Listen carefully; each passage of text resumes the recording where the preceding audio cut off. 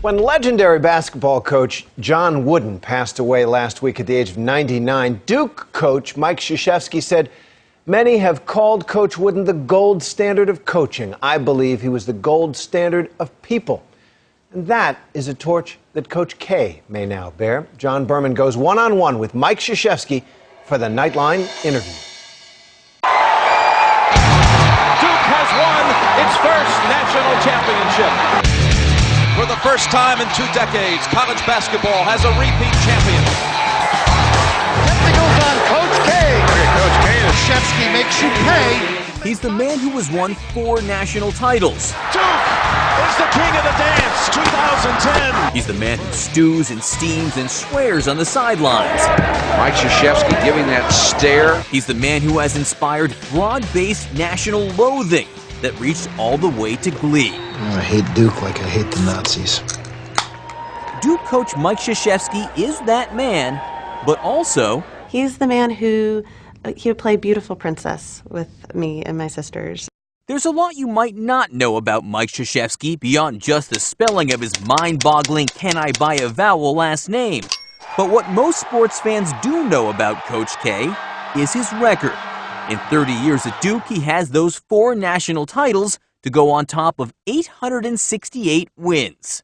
But he swears it's not just about winning.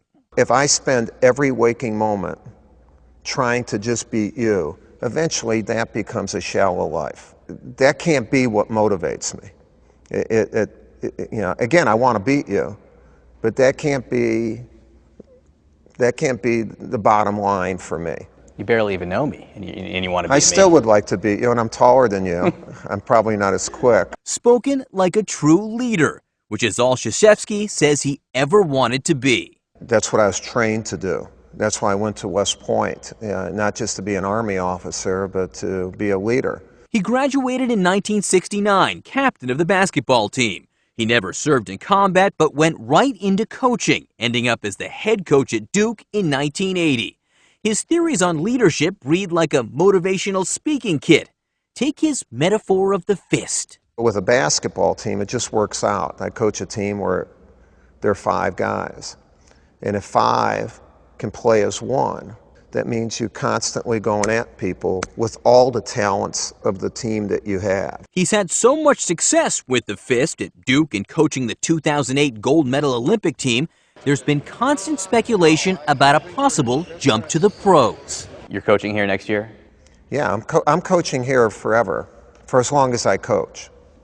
What about going to the NBA? No, I'm not going to go to the NBA. Not next year? Not ever. Not ever? Not ever. This is a Sherman-esque statement. You're not going to the NBA ever? Ever. He turned down a reported $40 million contract with the Lakers a few years ago. A lot of money for a kid who grew up in Chicago, the child of Polish immigrants. My mom ended up being the greatest person in my life.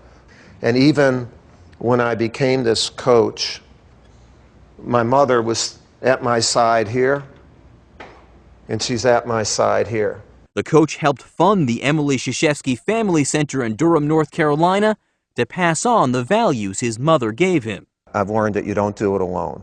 I've learned that you need to trust somebody when you have tough decisions or when you're in difficult situations, that you don't know it all, and that unfailing love and unconditional support are amazing things when given to a person.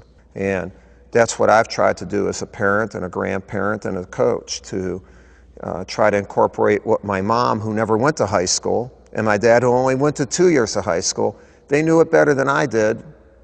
But his mother isn't the only woman behind the success of Coach K. There's his wife, Mickey, whom he married the day he graduated West Point, and his 3 daughters, Debbie, Lindy, and Jamie. I think he was shocked by us and the way women are. How did it change him, do you think? I think it softened him. He is more capable of listening to his players and to his staff and to the recruits and their families, because he kind of knows, I don't have to be the king, because like when he's at home, he's not the king.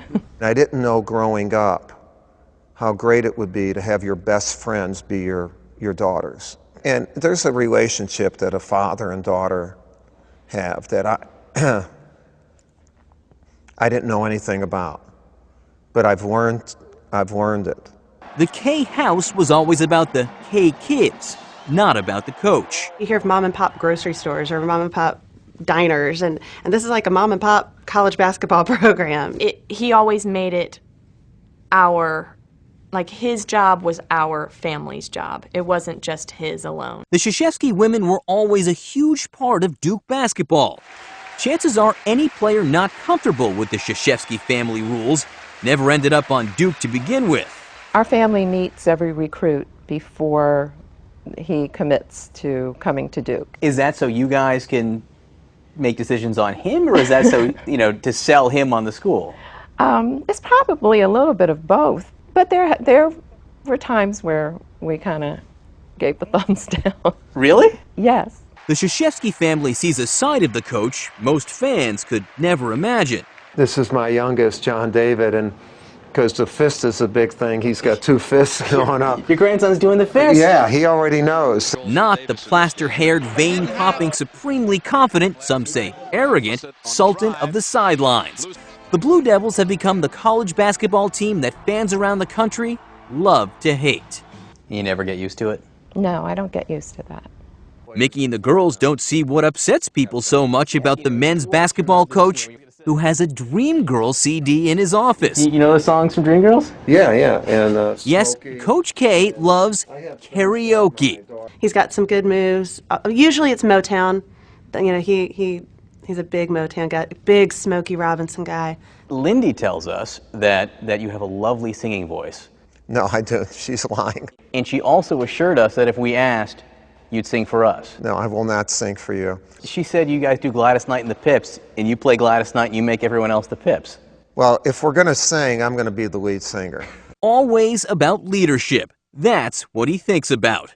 Not the 868 wins or the big salary or the record that has made him a godlike figure on this campus. You can't be an achiever if you're constantly toasting your past.